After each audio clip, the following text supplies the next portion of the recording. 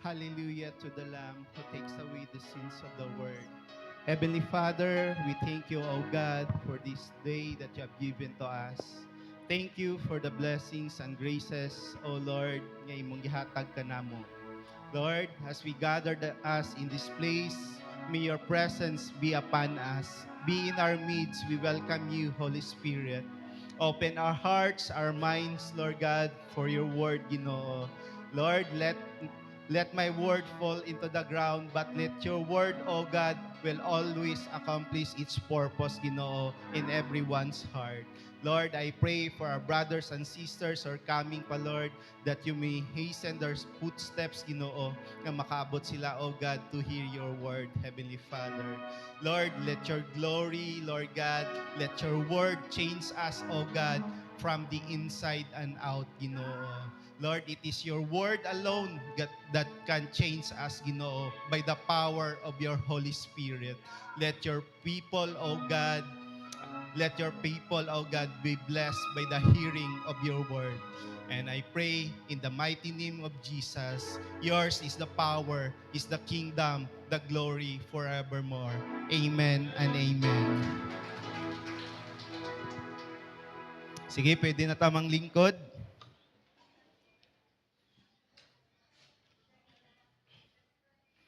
Sige, mayong buntag sa tanan. Good morning. Okay? Nabatay mga first-timers in the house? Kaway-kaway lang po. Kaway-kaway. Ayaw kaulaw. Dere nga side. Na? Dere.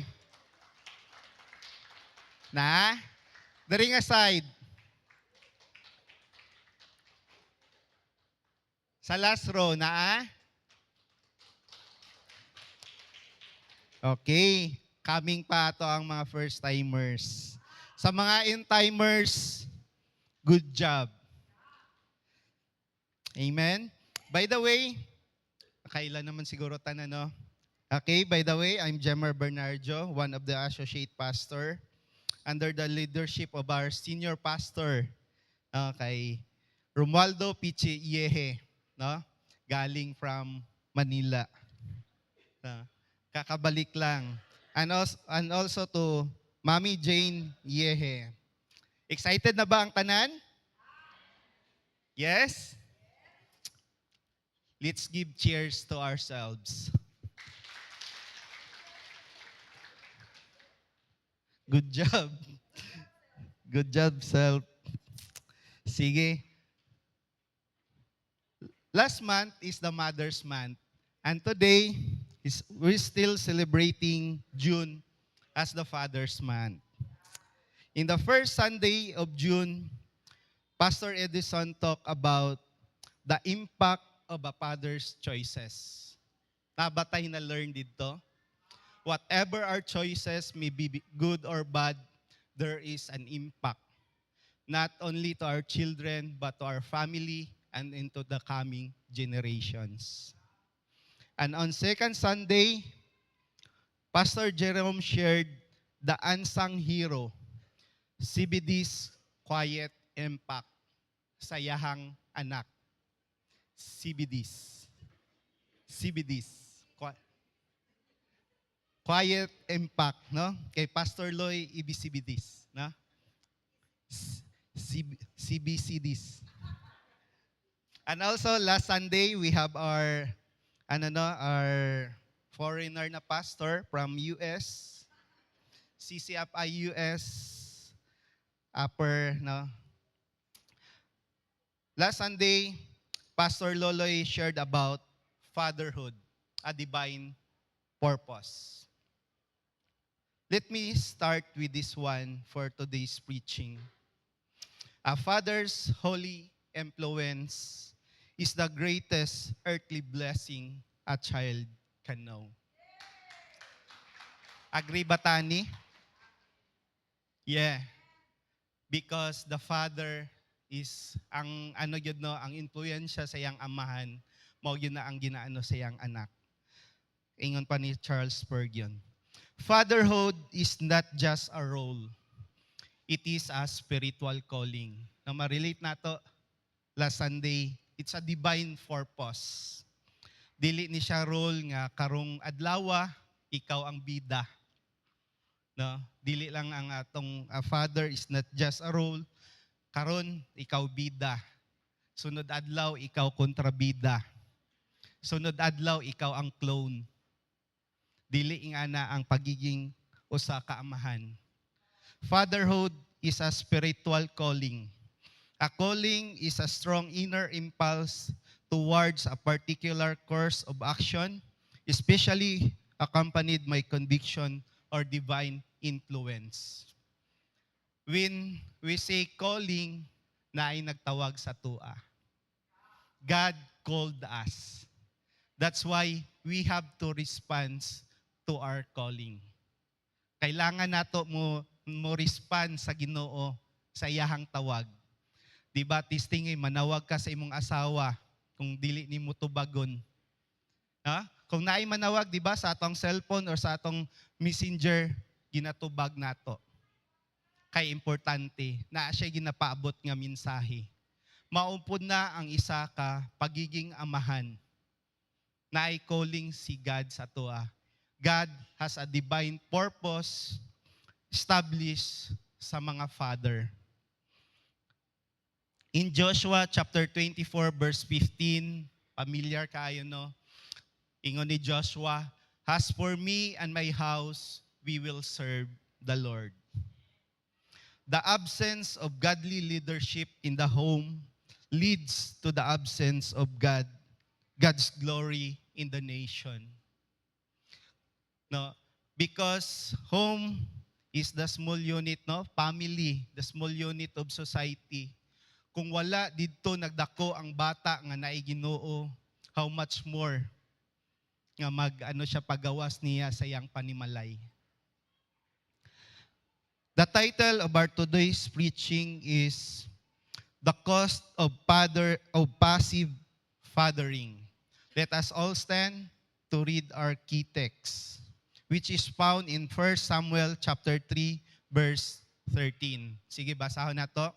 "For I told him that I would judge his family forever because of the sin he knew about. But his sons blasphemed God and he failed to restrain them." Amen. Let us all sit down. Sige no, ano sa nato ang biblical context of this verse.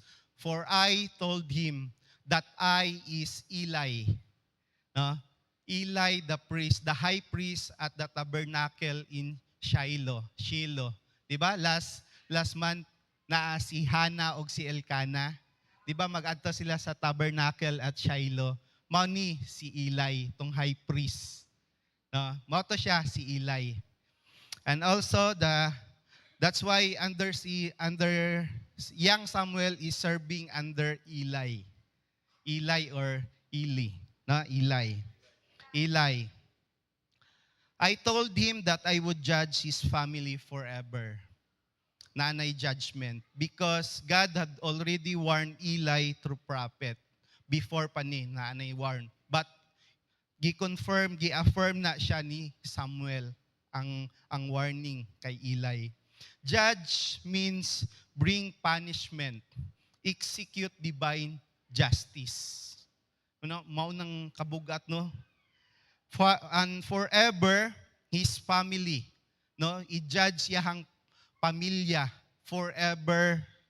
It means that the consequences would be permanent. God was removing Eli's lineage from priestly service. Nag-ano na si Lord na until dito ka na lang, tinoldo ka na. Or masasabi mong ongoing consequences for his descendants. Dili lang sa iyaha, sa iyang anak, ug sa mga muabot pa nga generation sa iyang anak. Because of the sin he knew about, na siya'y nabalaan nga sala. Unsa ning sala nga giano lang ni Eli, his sons blaspheme God. Pasabot unsa na sa atong blasphemy, gibiay-biayan niya ang gibiay-biayan nila ang Ginoo. Giyaga-yagaan. Og unsa pa, he failed to restrain them. No? Wala niya gipasagdaan lang niya ang iyang mga anak. Napakya siya sa pagpugong sa iyang anak nga stop na, it's not good nga magpadayon mo sa inyong ginabuhat. The first is the signs of passive fathering. First, i-define sa nato ang sign. No? Signs or signs. A gesture or action used to convey information or instruction. No? Sinyales. Either body language ba na or na kay signage or sa kalsada may mga signages na kay ginapahiwatig. And passive, pasabot, accepting or allowing what happens or what others do without active response or resistance. Nonchalant. Na sa karon nga nonchalant nga father. Walang pakialam. Parang wala lang. In 1 Samuel chapter 2 verse 12 it says, Eli's sons were scoundrels. They had no regard for the Lord. Scoundrels in Hebrew, ang meaning sa Hebrew means worthless. Walang silbi. Morally corrupt. Wicked. They had no regard for the Lord. Dili man siguro nga they don't know the Lord because they are sons of the high priest, Eli.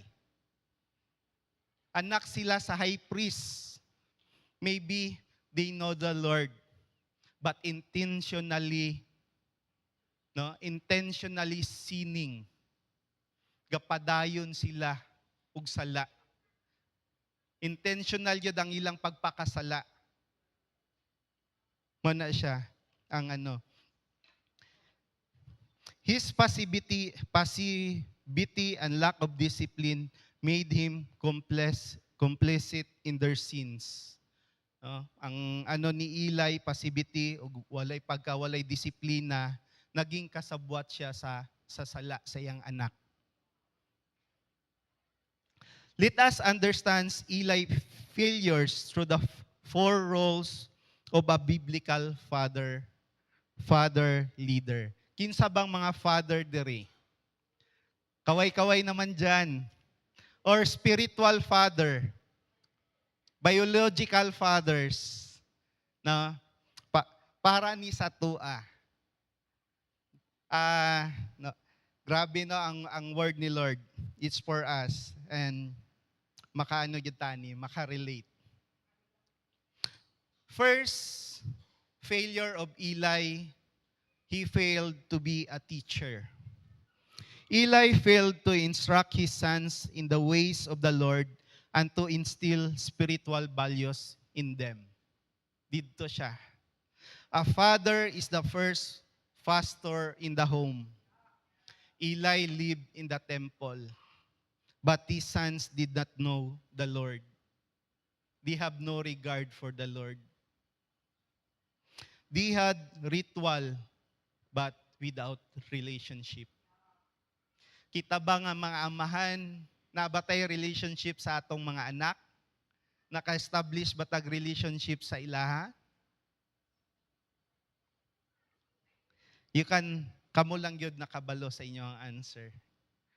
Kay wala may prize nga kung mag-raise up og hands na ako hatag nga prize. As their father and spiritual leader, Eli should have ensured that they knew and honored God. Muna siya, to be a teacher, father has a teacher, dapat yun nato nga ang atong mga anak nakaila og mo respeto sa Ginoo. Nga naay kahadlok diha sa Ginoo. Second, failure of Eli, he failed as a disciplinarian. Eli was aware of his son's wicked behavior. He did not take strong action. What is this wicked behavior tong di blaspheme God? Ang anak niya is si Hopni and Pinehas. Ang ilang sala, dili siya private gi-commit. Dili po siya gamay lang pod nga sala. They publicly dishonored God. Their behavior or attitude was a direct violation of the priesthood sacred trust. Makita nato diri sa verse sa 1 Samuel chapter 2 verses 13 to 16, these still the offerings for the Lord. Kapangawat, sexual immorality at the tabernacle.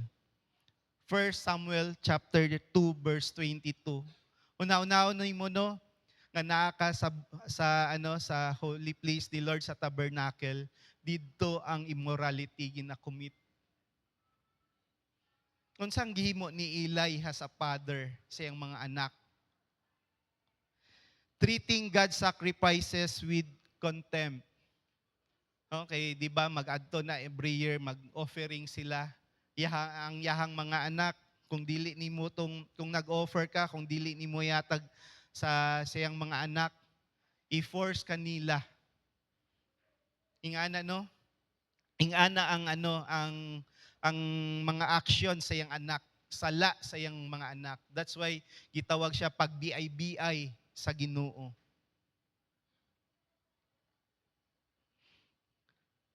Ingon pa ni Eli sa 1 Samuel chapter 2 verse 23, he said to them, "Why do you do such things?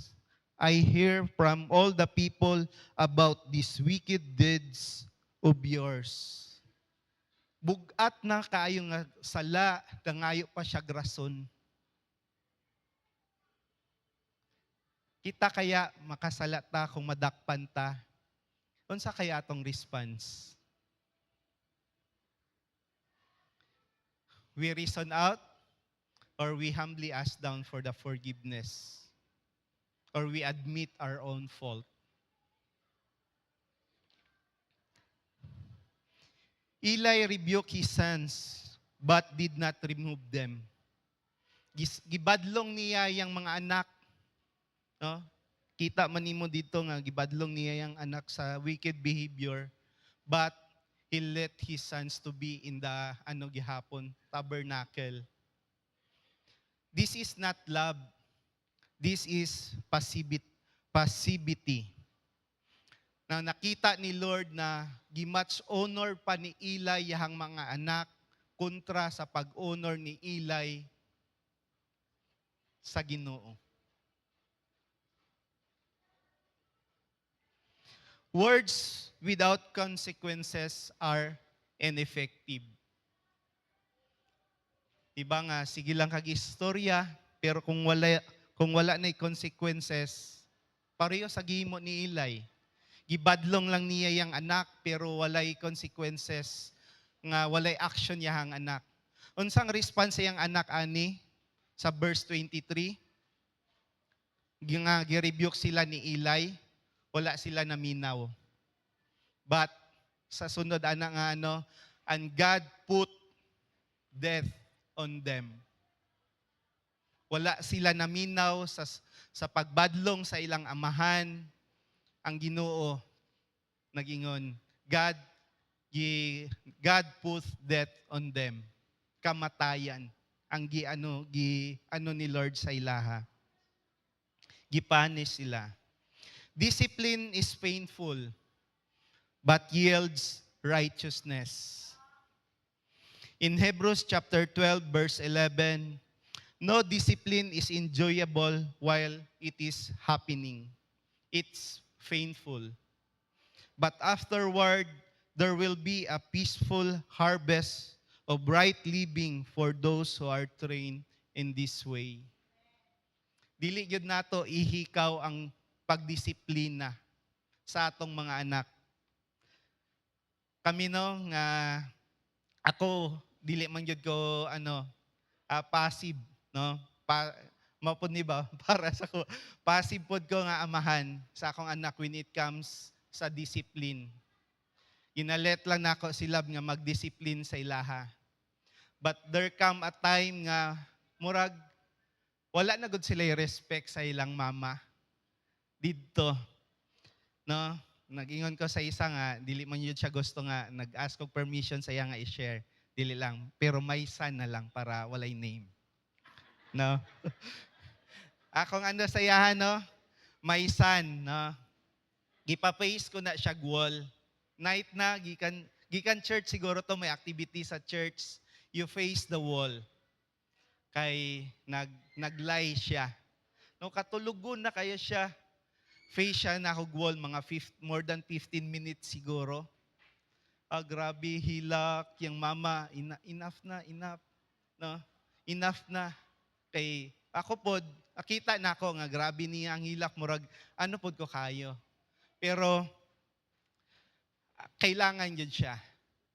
Until now, kung makasala siya, muingon ko, and when we go home, you gonna face the wall. Na magtaud-taud na grabing hilak. I don't want to face the wall, Daddy.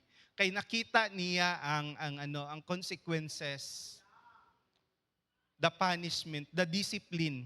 Iba man ang disiplina kaysa punishment. Mana, it can be especially hard to confront serious sins, issues in the lives closest to us. Lisod kayo kumpruntahon ang kinang close good kayo sa tua. Lalo na kung sila nakasala. Lalo na kung didto yun kagaano sa yaha. But there are times when serious problems must be confronted. Even if the process and consequences will be painful. Kailangan yun nato ihatag ang disiplina. Og kinipod, no, ang practice na mo when we discipline our child, either si Kay or si Yuel, when I discipline, maghilom lang yun na ang mama. And also, kung sila pod magdiscipline, maghilom lang pod ko. Dili, no, kay iba, I will give you one situation, no, dili lang ko og name. Ang mama, ginadisiplina ang anak. Here comes the father. Ay, ginaano niya, iyahang anak, gina-comfort. Unsang lantaw sa anak, sayang inahan? Terror, enemy, ingana siya dapat. When the mother disciplines the child, we keep silent. When the father disciplines the child, keep silent. So that nga dili nila makita nga naay nagakampi sa ilaha. Ma-realize nila nga walay nagakampi sa ilaha. Because when they know nga naay nagakampi sa ilaha, magdako ang ilang ulo. They will not, no? Dili na sila mahadlok. Katawaan na lang ka kung modisiplina ka sunod sa ilaha. That's the result. Manano sa disciplinarian, naging fail si Eli. And also, the third is, Eli failed as a role model. Eli passive leadership may have influenced his son's lack of fear and respect for God. Kay wala may consequences. Gi-rebuke niya, walay consequences. That's why ang iyang anak nagdako nga wala nay kahadlok ug wala nay respeto sa Ginoo. Kay Eli remained silent. He was complicit in silence and inaction. Fathers, kinsa mga fathers? Wala na. Thank you, naisa. Or inatay. Fathers, your silence may give room for Satan to speak. Kung hindi ka magsalita, baka yung iba ang magsalita para sa iyo. It may be Satan. Eli may have been a good priest to Israel, but not a good father to his sons. He mentored Samuel, but neglected his own. Basi kita, busy kayo ta sa atong ministry, sa atong career, but we failed to extend our hand, especially to those in our household. Being in a spiritual position does not automatically make one a good role model. Dili. Leading by example matters more than title. O dili, ingon pa ni Pastor Loloy, kami pastor, pwede lang mailisan anytime, pwede ma-replace anytime. But to be a father in the family, no one can replace you. That's why we lead by example. Dili sa ato ang titulo. Manager ko, bisor ko, foreman ko, papa ko, dapat sunod mo. Dili. And the last, Eli failed as a guardian. As a high priest, Eli had a duty to guard the sanctity of worship and the holiness of the tabernacle. Eli allowed his sons to commit immorality in the sanctuary. He let corruption grow in the house, in God's house, and his own family. God ultimately rejected Eli's household and chose Samuel to carry out his work.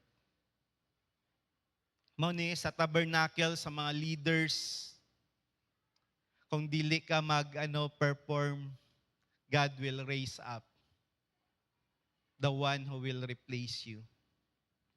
Guardianship involves protecting what's sacred, even it means hard choices. Eli failed to protect God's house from abuse. Kung kinsa tong nagapangabuso, iyaha mismong mga anak. Parental responsibility matters, especially for spiritual leaders.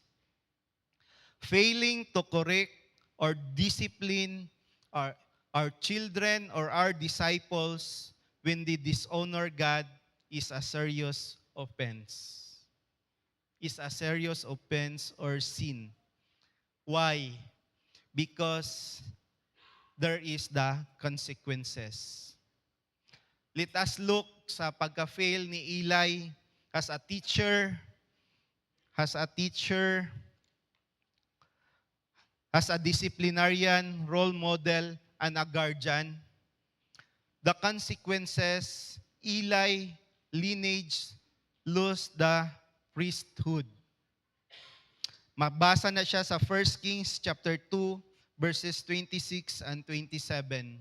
Basahon na to.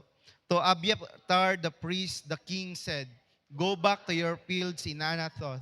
You deserve to die, but I will not put you to death now.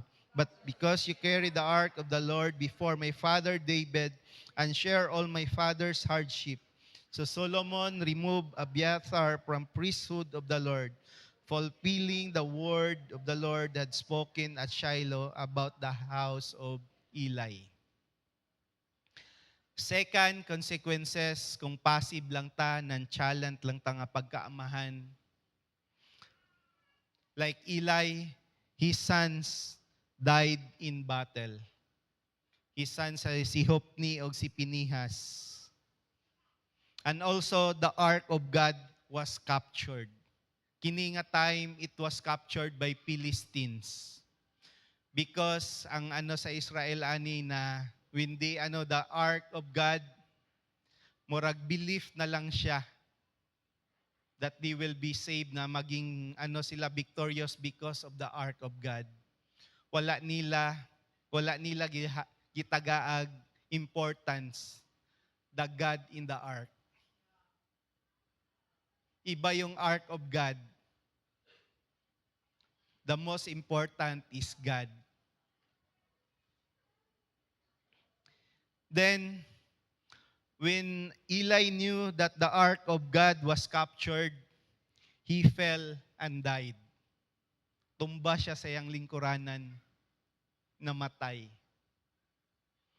And also, his daughter-in-law named her son Ichabod. Ikabod. No? Kung mga naka, dapat kalipay. Joy, especially kung first son ni siya. But, dili kalipay ang sa mother. Because the glory has departed from Israel. According sa Yaha. Shame, kaulaw. Generational shame. That's the consequences of the passive fathering. And also, let us look these statistics. Na gusto tani na ako sa US, kaso layo naman, sa Philippines na lang.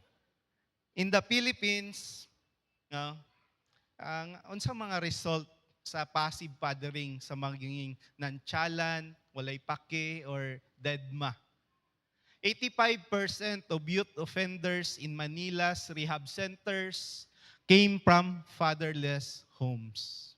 Dako kayo siya. 85%, it means kung sa pa na siya, sa out of 20, nasa 17 ka mga youth nga naadara sa rehab, mga fatherless. Wala sila yung mga father figure in the home. Absentee, no? Wala sila wala sila. Nagdako sila nga walay amahan nga nag-lead sa ilaha. The next statistic is gang involvement or mga fraternities. Races among boys with absent fathers. Na ang source UP College of Social Work 2020 nga data. Next, daughters of overseas Filipino workers are 3 times more likely to experience early pregnancy because wala sila'y amahan. Because of career, of work. Next, 72% of teen moms have emotionally absent fathers. 8 sa 11 ka buok. Kay tungod teenage pregnancy, kay tungod walay amahan, absentee father. Nagdako sila nga walay amahan sa ilang panimalay. Next, children in the father absent homes are 2.5 times more likely to leave school early. That's why kung wala gyud ay amahan, absent ang amahan sa isa ka panimalay, most probably ang imo ang anak dili siya mag-succeed in education. 2.5 times. This is reality. Many homes today are spiritually empty. Not because God left, but because no one lead. When fathers are silent, children are shaped by the word. Kung magpabilin ta nga magpakahilom, sip mouth lang ta perminti. Hatag lang, makaprovide man ko sa akong family, financially. That's the reality. Kung dili nato ma-shape atong anak, maybe the word. Spiritual reality. Passive fathers create voids filled by the world values. Na ay mga void na ikakulangan sa heart sa ato ang mga anak. That love tank, dapat kita ang magpuno, parents. Either father or mother. Gapangita na sila. Love, time. Kung dili na nato ma-filled in the home, sa gawas, sa barkada, sa word. What are the worldly values? Dili na ta mag-ano, daghan kaayo. Ingon pa ni George Washington, the nation's moral decay begins in the silence of its fathers. Kung magpabilin ta, magpakahilom nga amahan, we will say, our nation, ang moral decay sa atong nation, we will experience. And we experience. Makita gyud nato how the world changed because the father stays silent. Nagpabilin nga, hilom lang. The call. Eli failed. No, may consequences. Paano nato siya i-redeem? Ato ang role as a father. God is not calling us to be perfect. Mga amahan. Wala nagtawag ang Ginoo nga kita magiging perfecto. All He need is to be present sa atong mga anak, sa atong asawa, sa atong pamilya. Present. Example, sa atong activities, sa atong mga anak. Kami, even though busy kayo, we make sure na kung na mga activities ang anak, either schools or out of schools nga mga activity, ginaano gyud namo no maging present sa ilaha. To be present, not just to be present but intentional. Pwede ba ka nga naa didto but nonchalant, non-existing daw sa waay gihapon. Ang presensya naa, pero ang imong dili ma-feel kay naay ubang ginahimo. Na dili pod ko exempted anak kay nangutana ko sa akong mga anak gabi. It hurts but all you need to do is to change. And also to be faithful. Kaya ang atong mga anak, ang gyud grabe ang nila sa father. They're looking up to their father as their The greatest mark of a godly father is not perfection. It's repentance. Ingon pa ni Paul David Tripp. Repentance. Maginulsol. Ang sabang example ani, in the life of David. When he sinned with Bathsheba, nagkaanak sila, ang ilang anak namatay. But that time, David repented of his sins. No, siya kay Bathsheba usab. God gave him a son, Solomon. Nagkaanak sila Solomon. Si Solomon, ilang anak. It's repentance. Let us commit to redeem our role as a teacher. Amen ba mga father? As a teacher, teaching is not just telling. It's forming hearts. Dili ta nga magtudlo nga istorya lang tanan. But with a heart. We can say in Deuteronomy chapter 6 verses 7, basahon nato ni. commandments that I give you today are to be on your hearts. Impress them on your children.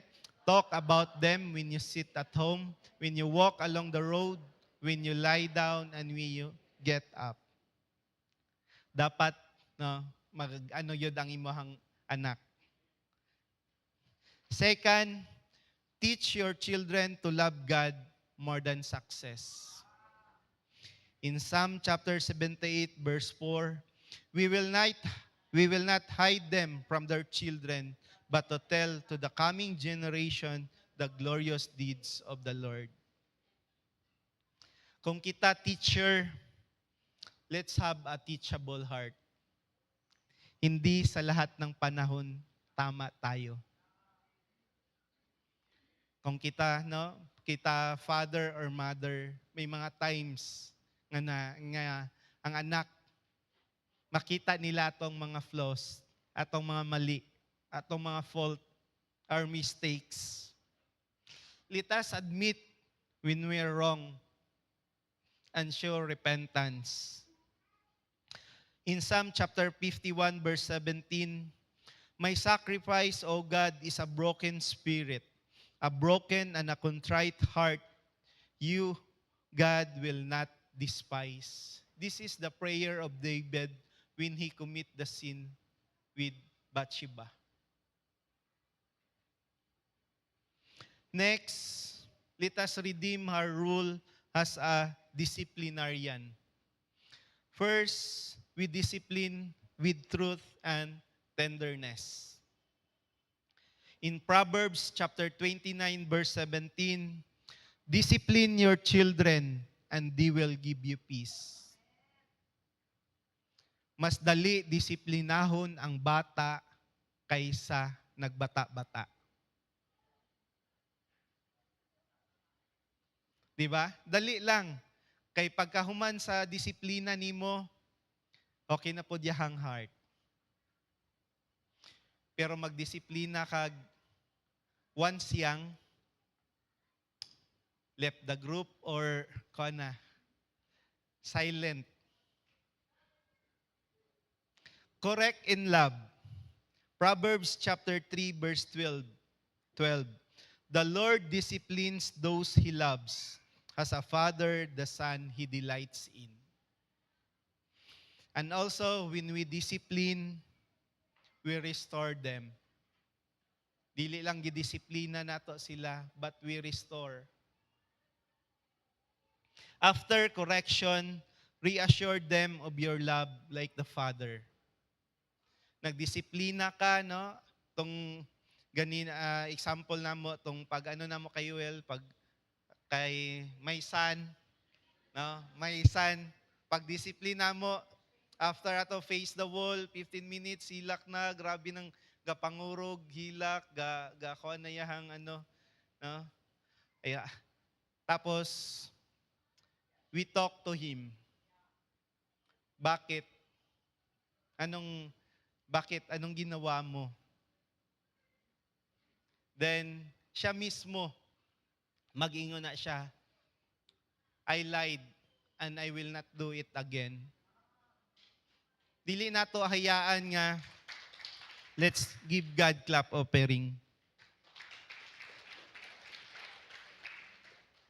Dili na to hayaan nga, hanto dito na lang sa consequences. Let him nga siya mismo makamatngon sa iyahang mali. We teach them. In Luke chapter 15, verse 20, so he got up and went to his father. But while he was still a long way off, his father saw him and was filled with compassion for him. He ran to his son, threw his arms around him, and kissed him. Mao na dapat pag human nato disiplina sa ato ang anak, we hug them. We assure them of our love. Nga gihimo na siya nato because we love them. Wala nato na siya nga gihimo kay para maging ano sila, ipanis, but we share our love to them. Discipline is love in boots. It walks into the mess, and fights for holiness. By Ted Tripp. Discipline, love in boots. Nasa sulod sa boot. Di ba kaya ang boots, gamit ni mo siya, mahikuan siya, but the inside, na yun. Mopod na ang ato ang bata. When we discipline our child, no, kung maka-confront siya the same situation or circumstances, he know na siya stand. He can rise up. Amen? The next, Father, let us redeem our rule as a model. First is walk in integrity. Point to Christ, not yourself. Say, I fail, but Jesus never does. Let's follow Him. Makita nato sa 1 Corinthians chapter 11, verse 1. Follow my example as I follow the example of Christ. Ingon pa ni Paul.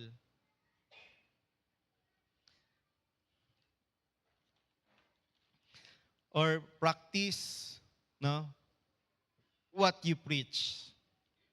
Kung unsa imong giingon, dapat buhaton nato. Show humility. To be a role model, dapat pakita nato na mapaubsanon ta. In James chapter 5, verse 16, therefore confess your sins to each other and pray for each other so that you may be healed. The prayer of a righteous person is powerful and effective. That's why let us pray, no? Kung nag-struggle ka, you can have your kids pray with you. Among ginahimo, mostly kung magkasakit na sakit sa ulo, no? Gina-invite po na namo, can you pray for me? Ano na itong mga bata, pray for me because I'm sick, I'm not feeling well. Ana siya, no? It's a humility. And dili lang siya humility, we also teach our child to pray. Kids don't need a perfect father. They need one who points them to a perfect Savior. Given the young. Wala sila nangitag perfecto nga amahan. Nangita lang sila nga amahan nga mag-lead, that they will lead them to Christ. Because when they know Christ, ug magkaroon silang personal relationship, they will grow. They will know what is right and what is wrong. Then, Father, let us redeem our role as a guardian.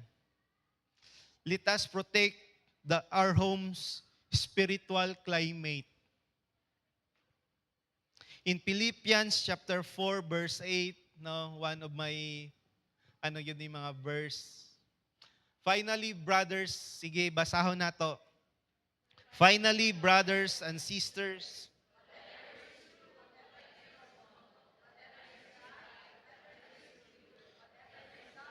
whatever is, if anything is excellent,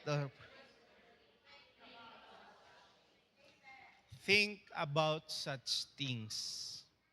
Whatever is true, noble, right, pure, lovely, admirable. Makita ba ni sa ato ang sulod sa ato ang panimalay? How to protect our home spiritual climate? As one example, we filter media influences. Especially ng mga gadgets, or hayaan na lang nato atong mga anak nga maglantaw lang dira, no? Kay grabe ang may internet, YouTube, or unsa ba ng mga sites. Paano nimo ma-filter ang influence sa media kung ikaw, father, wala ka didto mismo? Or gihayaan na lang nimo ang imuhang anak And also, to protect our home spiritual climate, we address sin early. Mo nang ginaingon ni Tora Jolnes, nip in the bud. No? Habang gaano pa lang, putulo na. Habang ga-start pa lang, ga-salinsing pa lang, wala na, putol na. Because kung kini ang imong bata, grabe kinambuli, cruel kaayo, dishonest sa panimalay kung dili na ma-address. How much more sa school, in the community. That's why, Father, we play an important role as a guardian. Let us protect our home's spiritual climate. Second, we guard the holy. In 1 Timothy chapter 3 verses 4 to 5, he must manage his own family well and see that his children obey him. And he must do so in a manner worthy of full respect. If anyone does not know how to manage his own family, how can he take care of God's church? That's why sa tuwa, encouragement yun na always.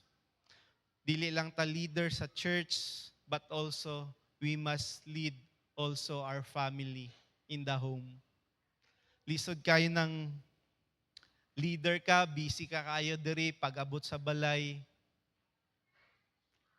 wala. They cannot obey or they cannot follow your instructions. Kay tungod, wala man nila nakita sa imuha. Guard your home like a watchman. In Ezekiel chapter 33 verse 6, if the watchman sees the sword coming and does not blow the trumpet, I will hold the watchman accountable. Watchman. Ang other verse ani is tong sa Nehemiah, tong nag-rebuild good sila sa wall. Mas ano to siya, no? Habang gina-rebuild ang wall, 'di ba? Guard your home because in our home, 'di ba, na dito ang ark of salvation. The enemy will always attack either in silent or ano siya. A father's first mission field is his own home. Mao gyud na ato ang balay mismo. That is our mission field. Dili na kakailangan maging sundalo. Dapat maging sundalo ta ni Kristo mismo sa ato ang kanya-kanyang panimalay. Amen ba? And last is the conclusion. Amen. Seryoso kayo sila. Sige, palakpak daw, be. Glory to God. Mas kusog pa daw, ingon ni Pastor Loloy. Amen.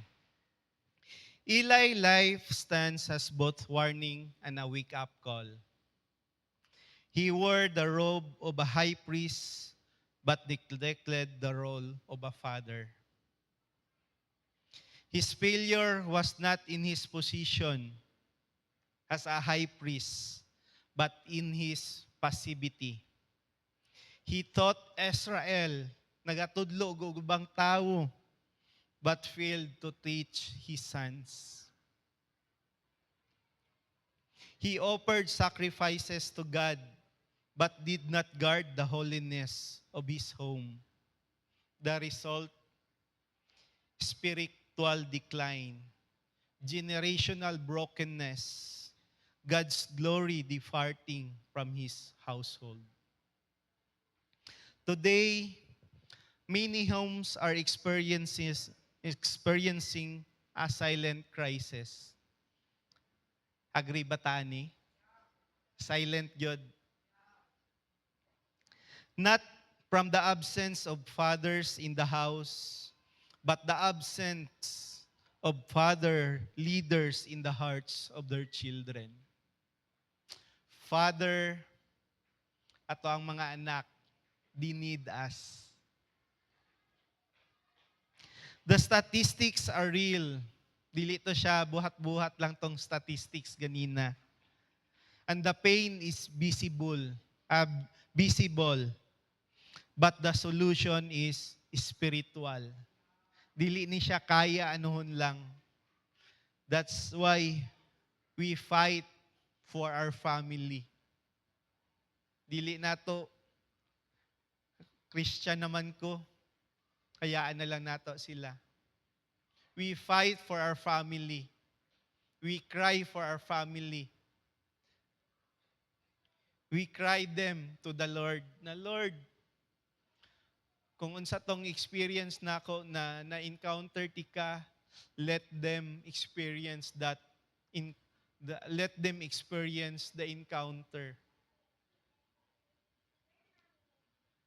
God is calling men not to be perfect, but to be present, forceful, and faithful. To lead not just by rules, but by repentance. To speak not just with authority, but with humility. To guard not just our careers, but our homes. To teach, to discipline, to model, and to protect, like our Heavenly Father does. Di ba? Last Sunday's teaching, fatherhood is the closest. Mao ni siya ang pinaka-closest daw nga kuan sa ato ang Ginoo. Let us redeem the rules Eli filled in. Be a teacher who shapes the heart for God. Dili lang ni sa ato ang mga father, pwede po ni ma-apply sa mga mothers or sa mga spiritual leaders. Be a disciplinarian who corrects in love. Be a role model who points to Christ. Be a guardian who protects what is holy. Your leadership matters. Your silence speaks. Let our legacy of faith ipass on nato sa ato ang mga anak. Because the greatest sermon you will ever preach, dili gikan diri nga sermon, but from the daily example of our lives as a father.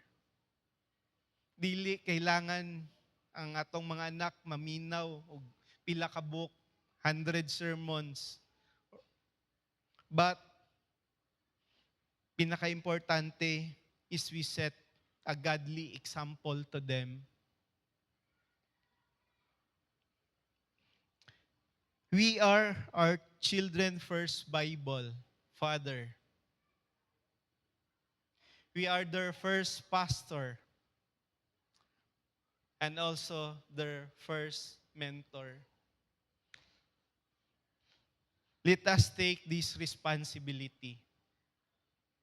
Amen ba? Father, your past failures don't disqualify you. They prepare you to lead with grace. Ingon pa ni G.D. Grier. Mao na siya na we failed, but God's grace is calling us. Amen ba? Let us close our eyes and let's have this reflection. As we reflect on the life of Eli, we are reminded that silence is not love, and passivity is not leadership. We see parts of Eli in our own life or in our own lives. Makita nato nga nag-fail ta to be a teacher. to be a disciplinarian, to be a role model, and to be a guardian. But praise God, it's not too late. The grace of God met us not in our perfection, but in our repentance. Ingon pa niya sa Malakay chapter 3 verse 7, "Return to me and I will return to you. Balik ka na ako ug ako mo balik kanimo." Today is a day to decide. Like Joshua said, "As for me and my house, we will serve the Lord." Today, God is not looking for fathers. He's looking for a surrendered ones. Today, God is calling up to rise up. Dili sa ato ang mga kusog, but by His strength alone.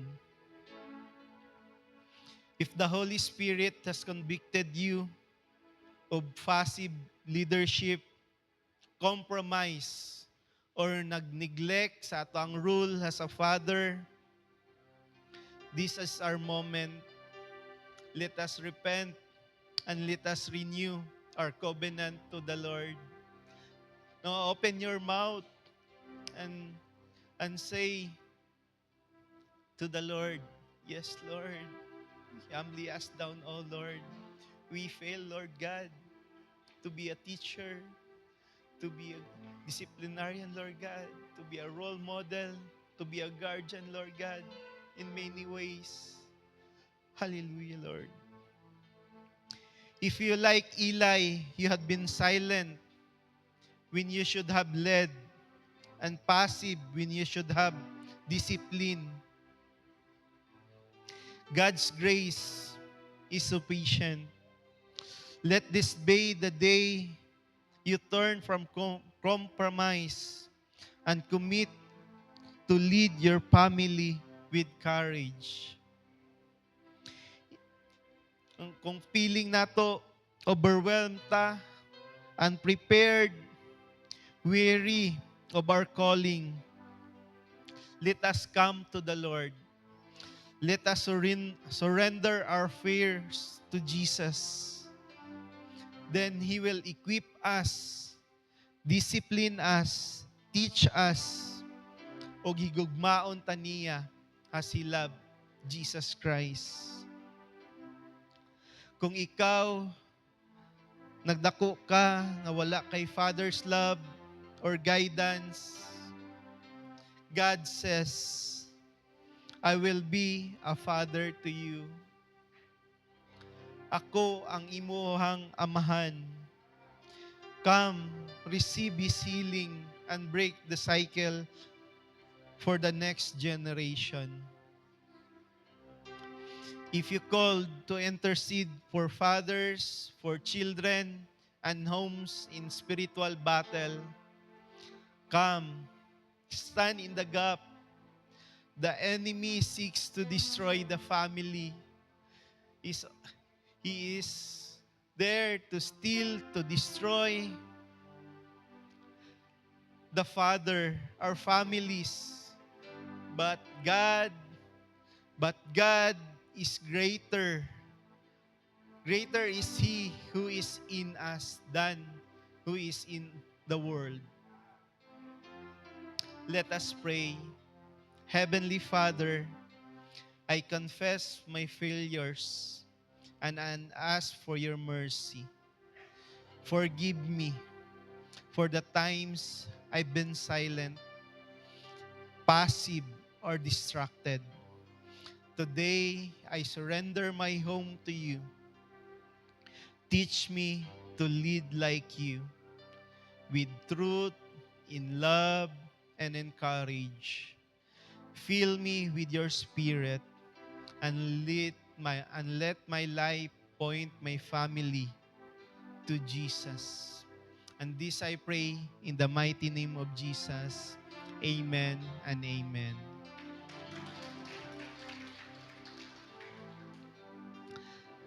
Fathers, let us declare this one, or kita tanan church.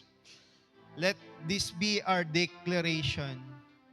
In Joshua chapter 4, verse 15, as for me and my house, we will serve the Lord. Amen. Fathers, pwede ba hangyoon manindog? Amen. Ayaw mo kaulaw, no? Amen. Let us declare this, no? Ato ani i-declare sa ato ang kining Joshua chapter 24 verse 15 na pwede ba ang i-back ang slide nasa first ata or second slide or third slide? Sige, let us declare. Ayan, sige. I-declare nato, no, na kita gyud ang nag-speak sa word ni Lord. Sige, 1, 2, 3. As for me and my house, we will serve the Lord. Amen and amen. Pwede na tamang lingkod. Nabatay first timer in the house? Sige, tindog. Ayaw kaulaw. Okay. Kinsa pa? Napa? Tindog lang, sir. Tindog lang, remain standing. Napa?